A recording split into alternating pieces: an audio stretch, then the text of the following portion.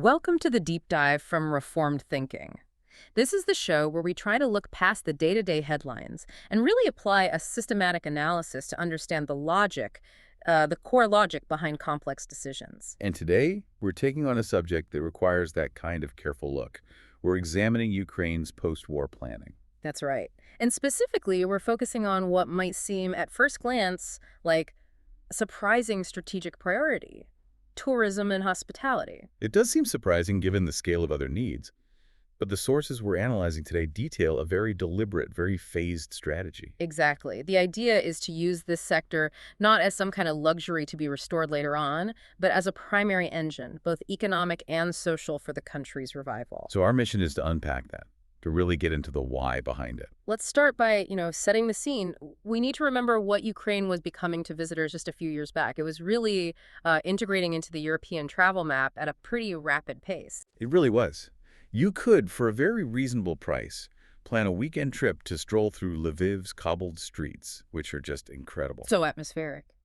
Or you could be in Kiev, marveling at the sheer history of the golden domes, the Byzantine architecture. And it wasn't just cities. You had the development on the Black Sea coast around Odessa for summer travel, and then the Carpathians for something completely different. Right, for hiking, skiing, that more rugged, adventure-focused travel.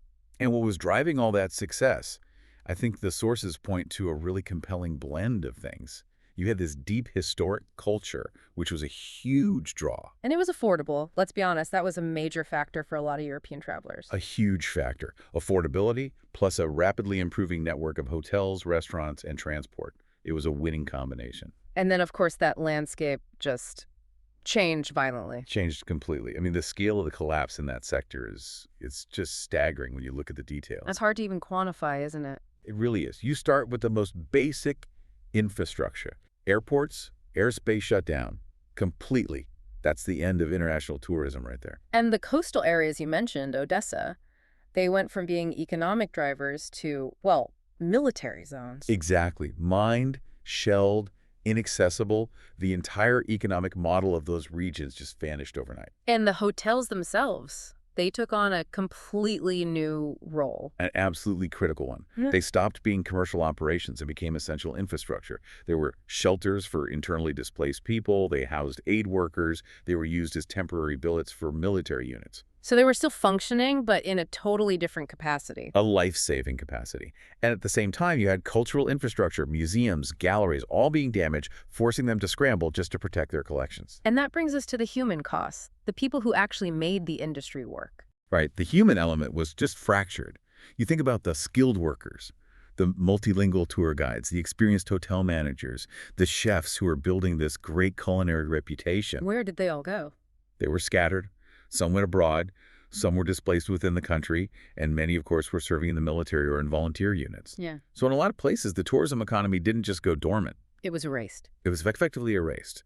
The knowledge, the skills, the people, all gone or repurposed. So with that as the backdrop, our mission today is to analyze the recovery strategy that's been laid out in the sources. And it's important to stress, this isn't just a wish list. It's not a wouldn't it be nice if document. No, it's a calculated three-phase roadmap. It is very structured. And the structure is key. Security first, then stabilization, and only after that, a complete rebranding of the country as a destination. So we want to understand the strategic thinking here. Why position this, seemingly soft sector as a central engine for the country's recovery instead of just a secondary thought? Which really brings us to the fundamental question at the heart of all of this, doesn't it? Why? Why dedicate scarce resources, both from the government and from international partners, to tourism? When the immediate needs are so overwhelming. Exactly. Security, housing, energy infrastructure, these things are life and death. So the argument for tourism has to be something much deeper than just, it brings in some money. It absolutely is deeper. And the rationale, as laid out in the documents, it really hinges on two specific structural characteristics of the tourism and hospitality sectors. Okay, what are they? First, their ability to create a lot of jobs very quickly. And second, their unique capability for what's called local economic circulation, keeping the money in the community. Let's unpack the jobs part first. How is it faster than, say, rebuilding a factory? Well, think about heavy manufacturing or big energy projects. They require massive capital investment up front, and it can take Mhm. years of very specialized reconstruction before they're actually hiring people in large numbers. Right, a long lead time. A very long lead time. Tourism and hospitality, on the other hand, are described as being highly labor-hungry sectors. Once security allows it, you can restart a small cafe or a guest house or a local guiding service relatively quickly. And they absorb a wide range of skills, I imagine. A huge range, and almost immediately. You need people for catering, cleaning, front desk, administration, maintenance, but you also need skilled tradespeople for the repairs. Carpenters, plumbers, electricians. It pulls from a very wide labor pool. So the speed of job creation is the main thing that sets it apart. It's the speed and the variety of those jobs. The sources really point out that this sector is structurally, almost perfectly, suited to integrate key populations that are vital for social stability. Okay, who are we talking about here? Well, think about veterans. They're returning from service. They need accessible and immediate career paths. Hospitality can use their organizational skills, but also allow for retraining into new roles. And internally displaced people, the IDPs. The IDPs are a huge piece of this. If they're resettled in safer regions, hospitality offers immediate entry-level jobs and skilled positions right where they live. That speeds up their integration, it reduces their reliance on aid. So it's an economic activity that also has a direct social stabilizing effect. That's the core argument. It's doing two things at once. Okay, let's talk about the other point, local economic circulation. There's always this criticism with big tourism projects that the money just, leaks out. It goes to foreign hotel chains or international suppliers. A very valid criticism. And the recovery strategy directly addresses this. It places a heavy premium on maximizing what they call the local multiplier effect Making sure the money stays local. and circulates. Let's take the example of a revived guest house up in the Carpathian Mountains. The money a visitor spends there is designed to spread out immediately and widely within that local community. How does that work in practice? Well, the guest house needs to buy fresh food from local farmers. They need bread and pastries from the local bakery. They need a local plumber to fix a leak, a local carpenter for repairs. They hire guides from the community. I see. So every dollar a tourist spends gets split and spent again on other local businesses that aren't even directly in tourism. Precisely. The sources suggest that even by conservative estimates, the local multiplier effect is significantly higher in this sector compared to, say, a manufacturing plant that might import all its raw materials. So it's a lifeline for these small towns that might have lost their main employer, like a factory, or had their export routes cut off. It's a critical lifeline. And the key phrase the documents use is quick restart capability. These small businesses can get going again the moment the security situation improves even just a little bit. Okay, so this paints a picture where tourism isn't this separate, siloed project. It's an integrated lever for the entire reconstruction effort. It has to be. The investments you make for tourism directly benefit almost every other sector of the economy. Give me an example. Infrastructure, maybe? Infrastructure is the perfect example. Think about what you need to bring in international travelers. You need upgraded rail lines, repaired roads, eventually functional airports. Right. Well, if those are the exact same networks you need to move commercial goods, to deliver aid shipments, to transport construction materials, and for your own citizens to travel around the country. So by prioritizing a key transport hub for tourism, you're simultaneously fixing a bottleneck for the whole economy. You're unlocking it. It's a dual-use investment. And the connection to culture and national identity? That seems obvious, but the sources frame it as more than just, having nice things to look at. They see it as a strategic asset. They do. Because while restored heritage sites do, of course, attract visitors, their primary strategic use in this context is actually domestic. It's for the Ukrainian people themselves. How so? When a community sees its historic church being repaired, or its local theater reopening, or its town square monument being restored, it provides a powerful sense of continuity. It strengthens national identity and morale when people are under enormous strain. It's a visual counter-narrative to the destruction. Perfectly put. It's a tangible sign of recovery. And this extends to public spaces, too.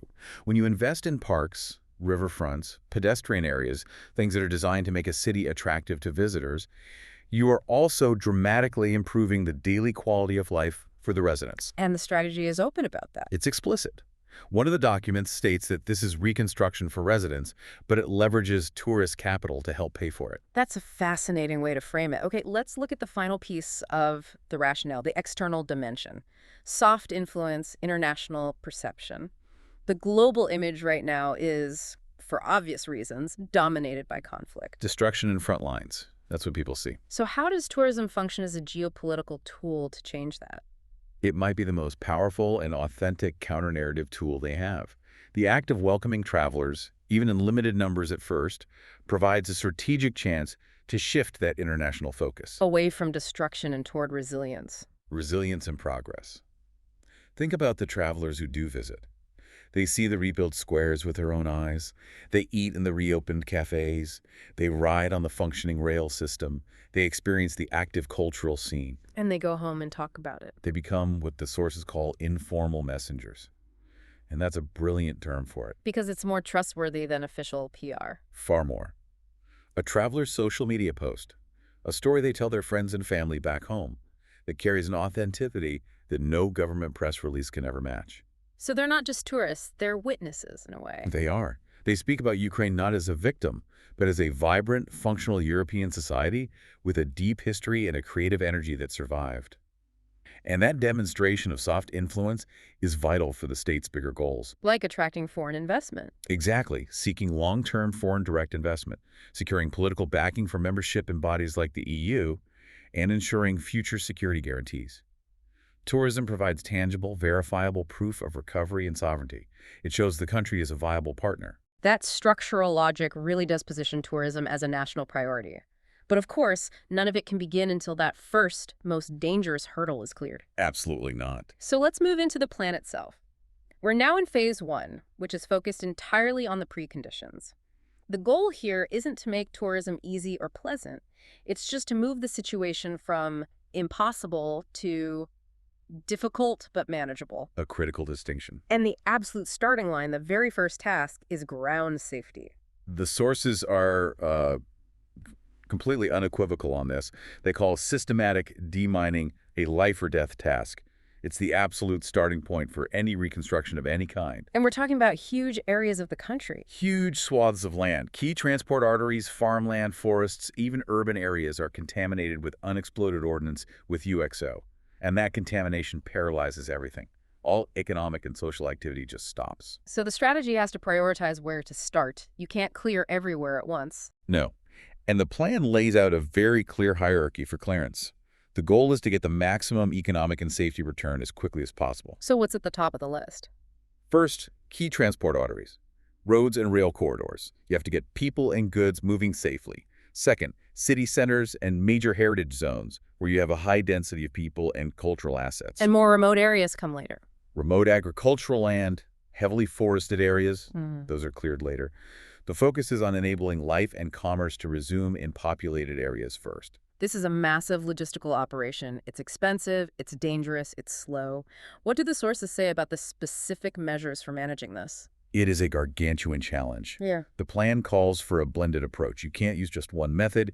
You need manual clearance teams, people on the ground for sensitive urban areas or around historical sites. And for larger areas? For large open tracts of land, like fields, you use mechanical demining units. Things like armored flails or tillers that can cover ground much faster. And then you need specialized units, including canine teams, to verify that an area is truly clear to a certain depth. And this can't be done alone.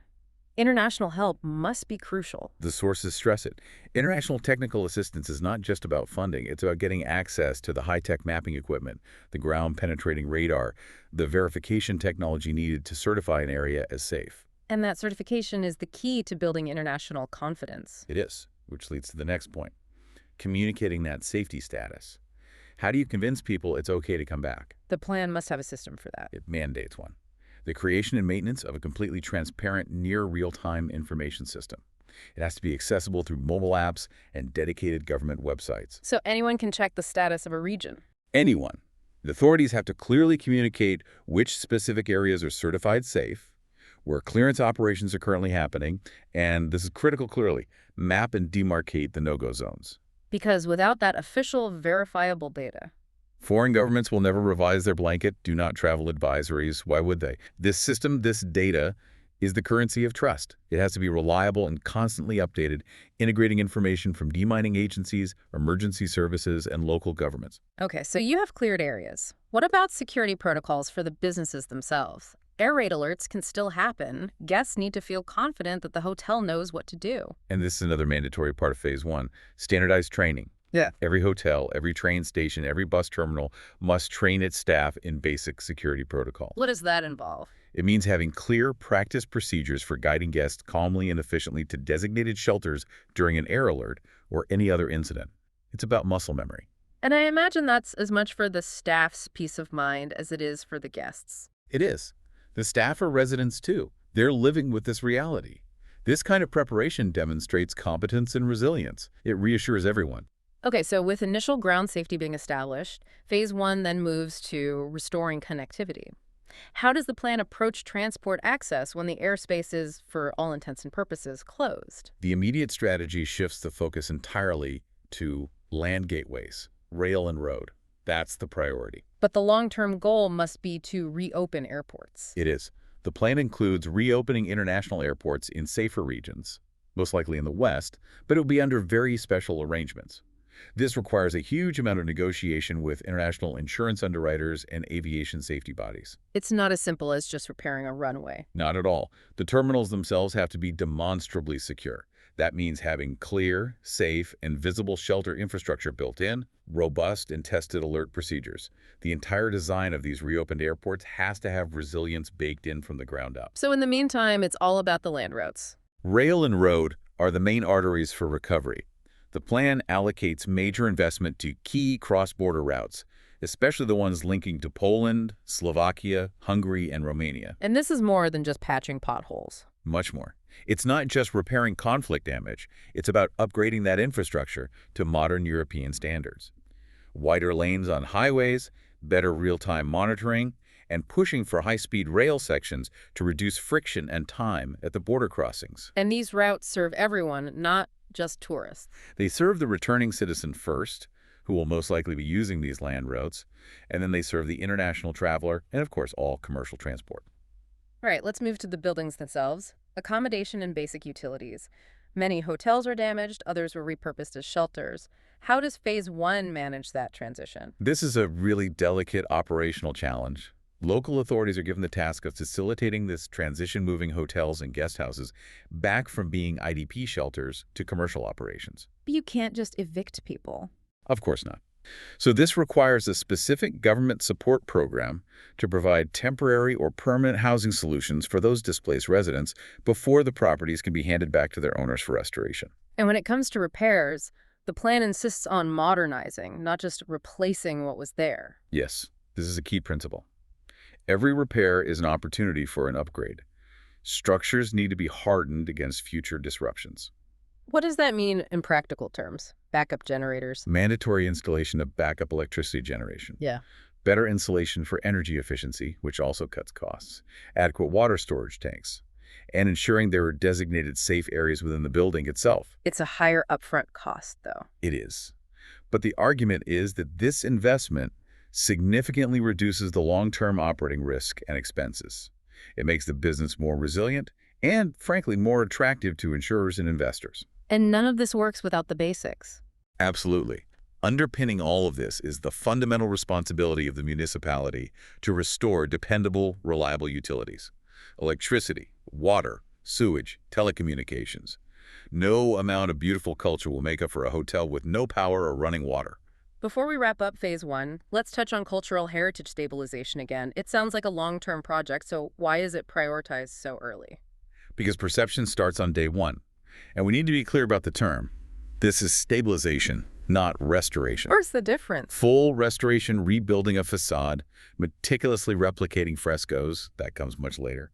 Emergency stabilization is about stopping the bleeding. It can't wait. So putting a tarp over a damaged roof. Exactly. Securing broken roofs, sealing shattered windows with boards, reinforcing unstable walls.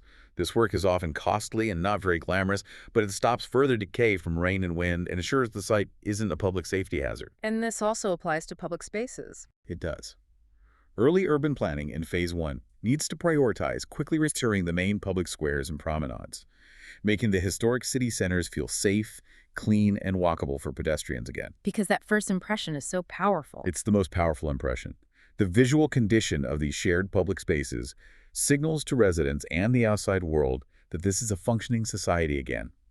It reinforces domestic morale and signals viability to potential future visitors. So phase one effectively sets the foundation of physical safety. Once that security is, let's say, workable, we can transition to phase two. Right, and the focus shifts dramatically here. We move away from pure crisis management and towards upgrading the actual businesses, the skills, and the technology of the whole hospitality sector. This is about building long-term viability. And the core of that has to be money, financial intervention. It's the absolute core of phase two. You have all these small and medium-sized businesses, SMEs, and they're going to be struggling. They'll have accrued debt from being closed, they face high repair costs, and their operating expenses are now higher because of those resilience investments like generators. So without help, many of them might just go under. A significant portion of the independent market could collapse. Or they get bought up by larger international companies, and you lose that local character and economic diversity that was so important. So what does this strategy propose? It calls for designing very targeted assistance programs. We're talking about soft loan schemes with preferential low interest rates, specific grants for repair and modernization projects, especially those that include energy-efficient designs. And tax relief. Temporary tax relief is a big one. A break on tourism-related revenue, which could extend up to 5 years after reopening, depending on how badly that specific region was affected. Soft loans sound good in theory, but often you hear that small, family-run businesses can't access them. The bureaucracy is just too complicated. And that is precisely where the strategy incorporates a critique of past practices. It demands that these financial tools be designed with clear, simple, and rapid application rules. Making it accessible. The whole process should be primarily digital and streamlined. The goal is that a family guest house owner who doesn't have a team of lawyers and accountants can reasonably apply for and receive these funds. So it avoids the common problem where only the big, sophisticated corporations end up capturing all the available capital. That's the intent.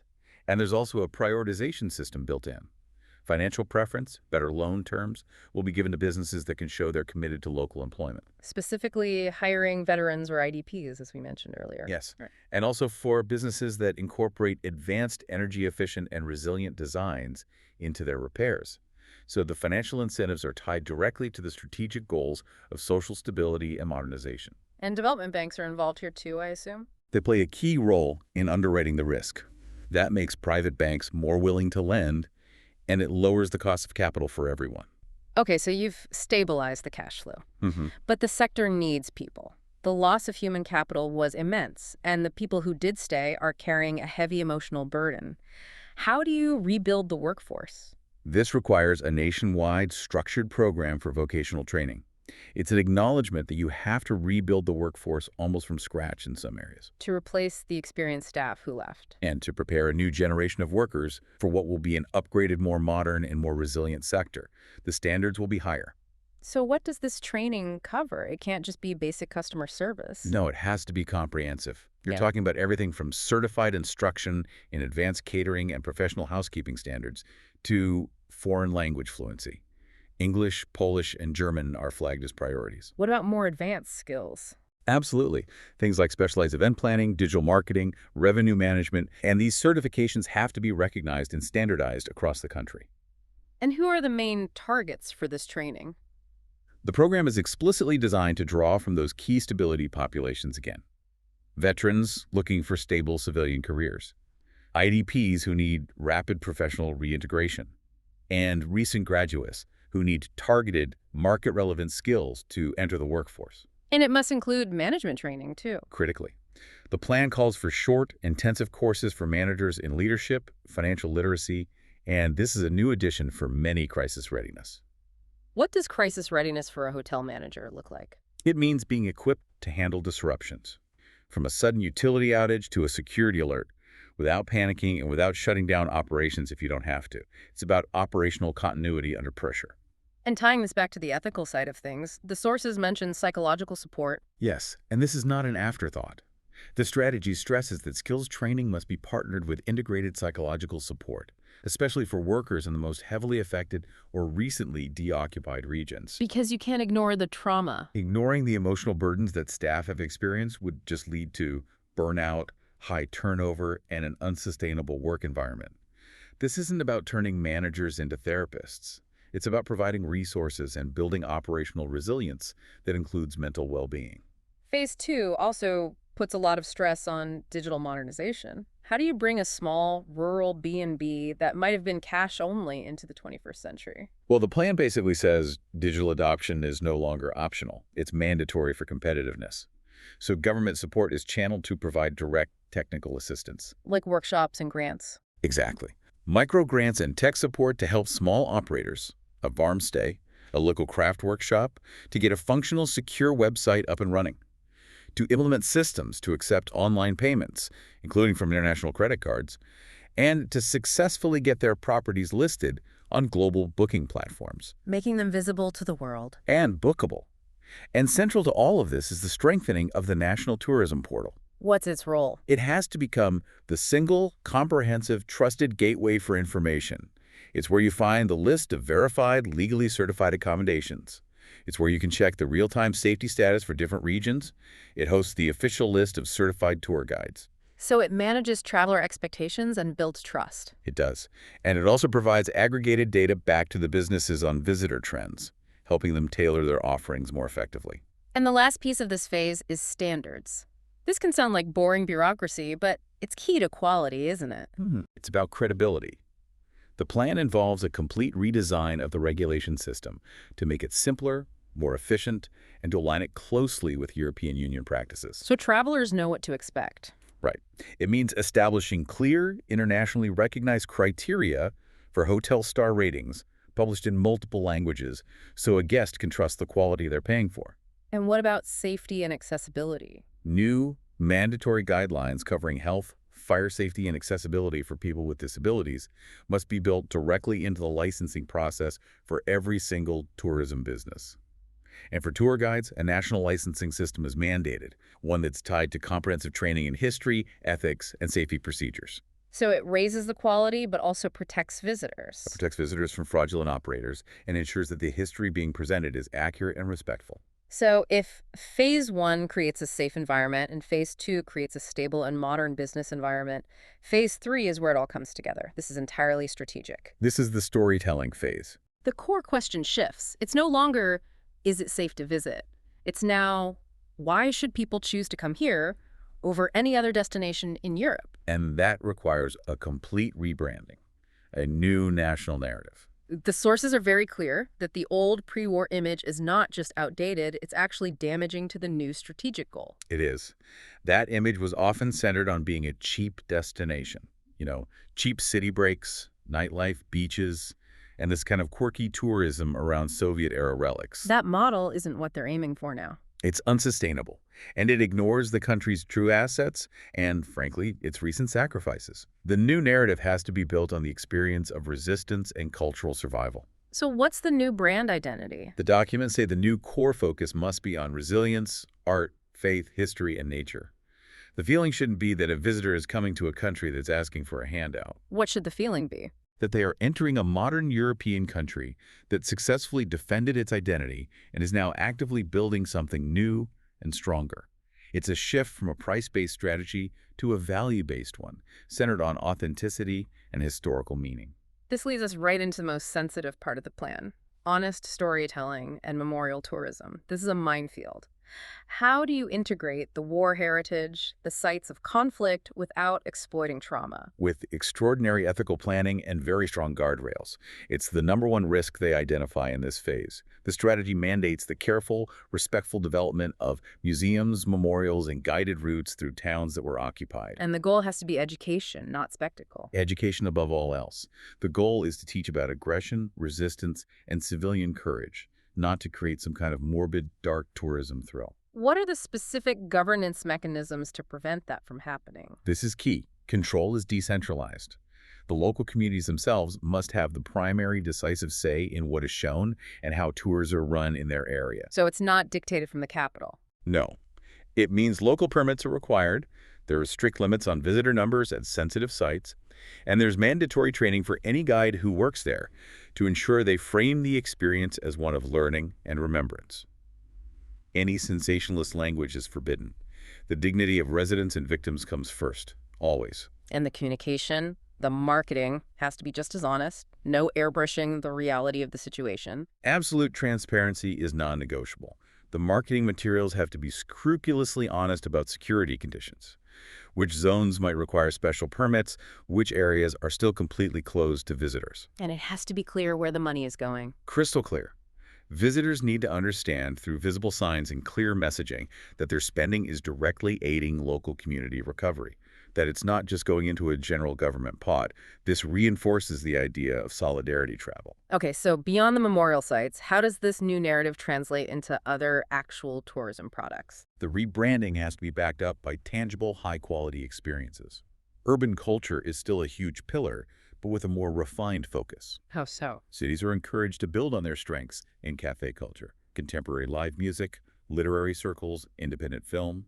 There's a specific initiative mentioned to convert old defunct industrial districts into vibrant creative quarters and art hubs as a very visible symbol of regeneration. And what about food? Food culture is seen as critical. The plan supports chefs who are reinterpreting traditional regional dishes using local ingredients but in modern, innovative ways. It's about celebrating regionality and quality, moving the sector away from mass-market generic offerings. The focus on nature and wellness also seems very timely. There's a global trend towards more reflective, meaningful travel. There is, and the Carpathian Mountains are positioned as a premier destination for exactly that. For hiking, skiing, but also for wellness retreats that combine that outdoor activity with spaces for rest and quiet reflection. And what about other areas? Rural villages are encouraged to develop high-quality, regulated farm stays and authentic handicraft workshops. And once demining and environmental cleanup allow, the potential for the Black Sea and Dnipro River resorts is still there, but with a new focus on ecotourism and conservation, not just mass beach holidays. The strategy also seems to have a very specific regional rollout plan. A staged rollout is essential. The western and central regions around Lviv and Kiev, which suffered less catastrophic infrastructure damage, are positioned to welcome visitors earliest. They'll act as the main gateways and centers for urban culture. While the south and east will come online later. Much more slowly and with a different focus. They will initially concentrate on specialized memorial tourism, battlefield conservation, and celebrating Cossack heritage, but only once systematic demining is 100% complete. This prevents over-tourism in still recovering and sensitive areas. And before we move on, there's one last part of Phase 3, targeted campaigns. Who is the very first audience for this new narrative? They're targeting the people who already have an emotional investment in the country. This means the vast Ukrainian diaspora around the world, foreign volunteers who came to help, and the political supporters and citizens in other countries who provided aid. So you invite your friends first? Essentially, yes. Once travel is deemed safe, these groups are explicitly invited to come back and see the tangible fruits of their support. The rebuilt school, the restored church, the reopened small business they may have donated to. And that does more than just bring in money. It solidifies these essential networks of friendship, solidarity, and geopolitical support. It creates a crucial first wave of high-value, low-impact tourism that helps get the sector back on its feet. We've now laid out all 3 operational phases. But for this to work, for it to be sustainable and just, it needs a strong framework. Let's conclude by looking at that governance structure, the moral guardrails. This is what holds the whole thing together.